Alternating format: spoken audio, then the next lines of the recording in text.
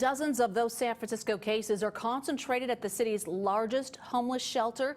The city is trying to contain that outbreak by moving individuals into hotels. But what about the city's unsheltered homeless? KPIX5's Wilson Walker on a possible large-scale plan to space out the sidewalks.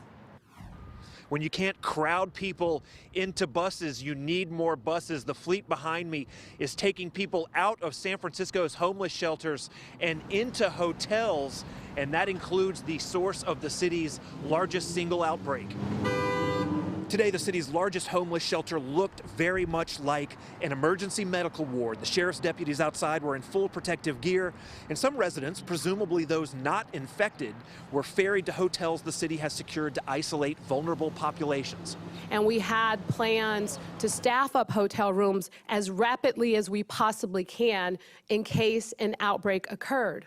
For weeks, a number of city supervisors and homeless advocates had been pushing for broader use of hotel rooms ahead of such an outbreak. We need to move people into hotels now. It is absolutely inevitable that we're going to have outbreaks in all the shelters. It's impossible not to. But the mayor's office resisted that approach, using hotel rooms on a more tactical scale, arguing that the city simply does not have the staff for housing the homeless at large and at will.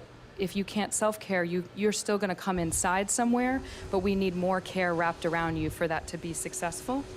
Staff enough people, everything from monitoring to security to medical to counselors to all of the supplies that need to be on site. That we can feed people, that we can clean the rooms, that we can do the laundry, making sure that we can keep the people that we are asking to work at these hotels safe.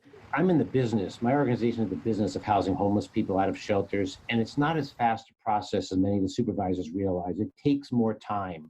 Randy Shaw is director of the Tenderloin Housing Clinic. He says the risk inside shelters isn't at all separated from the situation outside of them, and he points to MSC South as an example. While there was security visible today, yesterday afternoon, we saw shelter residents mingling with those living in tents just beyond the shelter door. The hotel issue is a different issue, and how we space in the shelters. The people we're talking about are not even able to get into the shelters, and there's no spacing on the streets, and somehow the city doesn't care.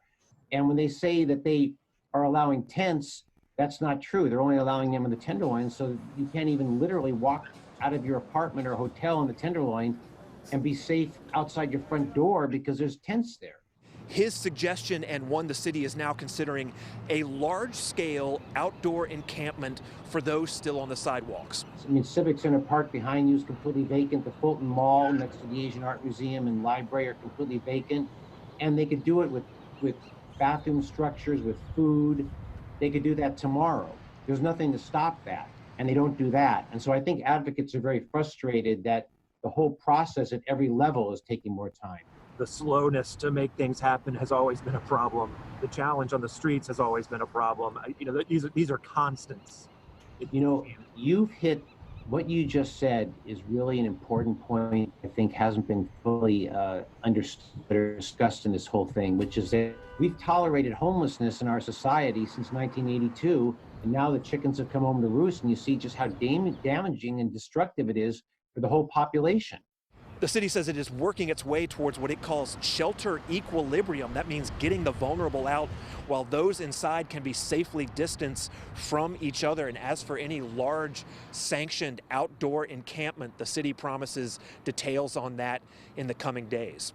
In San Francisco, Wilson Walker, KPIX 5.